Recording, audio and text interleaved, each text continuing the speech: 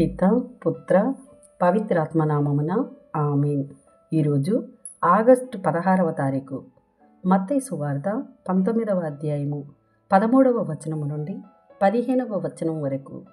ఆ సమయమున కొందరు తమ బిడ్డలపై చేతులు చాచి ప్రార్థింపుమని యేసు వద్దకు తీసుకొని రాగా శిష్యులు వారిని ఆటంకపరిచిరి.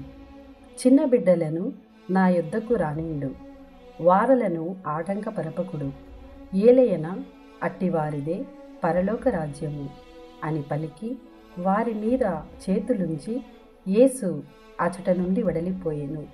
ఇది ప్రభుని వాక్కు. సర్వేశ్వరునికి వందనములు. పిత పుత్ర పవిత్రాత్మ నామమున ఆమేన్.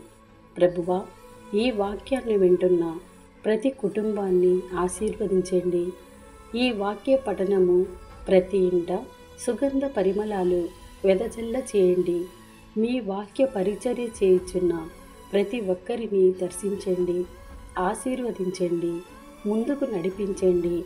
వాక్య ధ్యానాంశం ద్వారా బాధలతో, వ్యాధులతో, సమస్యలతో, నిందలతో, అవమానములతో ఉన్నారు. వారినందరినీ దర్శించమని యేసు నామములో అడిగి వేడుకుంటున్నాము తండ్రి. ఆమేన్.